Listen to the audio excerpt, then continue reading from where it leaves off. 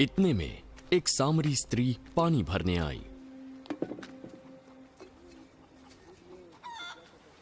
मुझे थोड़ा सा पानी पिला दे। उसके चेले नगर से भोजन मोल लेने गए थे। तू यहूदी है और मैं एक सामरी, तो फिर क्यों मुझसे पानी मांगता है? यहूदी सामरियों के प्याले और प्यालियों से नहीं खाते पीते थे। अगर तू परमेश्वर के वरदान को जानती और उसे जो तुझसे पानी मांग रहा है तो तू उससे मांगती और वो तुझे जीवन का जल देता। हे प्रभु, तेरे पास पानी निकालने को कुछ भी नहीं और कुआं गहरा है, फिर वो जीवन का जल कहाँ से लाएगा? हमारे पिता याकूब ने हमें ये कुआं दिया और आप ही अपनी संतान और अपने पशुओं समेत इसमें से पिया। तो क्या तू हमारे पिता याकूब से बड़ा हो गया?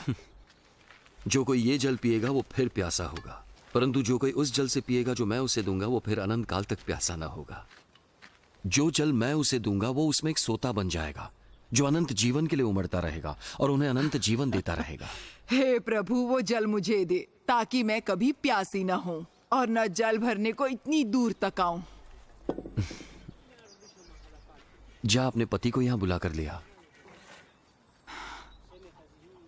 मैं बिना पति की हूँ। तू ठीक कहती है, मैं बिना पति के हूं, क्योंकि तू 5 कर चुकी है और जिसके पास तू अब है वो भी तेरा पति नहीं। तूने मुझसे सच सच कहा। मुझे लगता है कि तू भविष्यद्वक्ता है।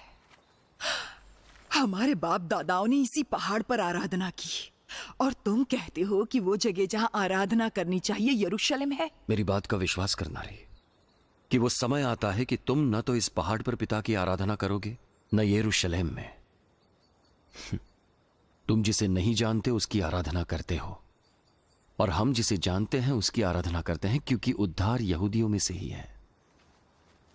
परंतु वो समय आता है, बल्कि आ गया है, जब परमेश्वर की आत्मा के सामर्थ्य से लोग पिता की आराधना करेंगे जैसी सच्ची आराधना वो चाहता है।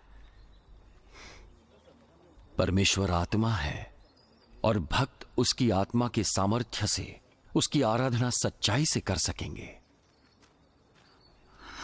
मैं जानती हूं कि मसीह आने वाला है और जब वो आएगा तो हमें सब बातें बता देगा।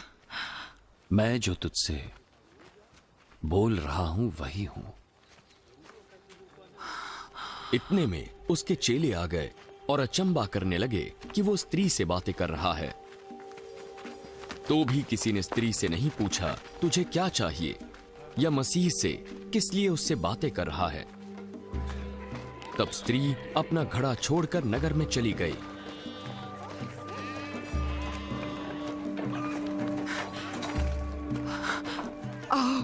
एक व्यक्ति को देखो जिसने सब कुछ मैंने किया मुझे बता दिया। कहीं यही तो मसीह नहीं है?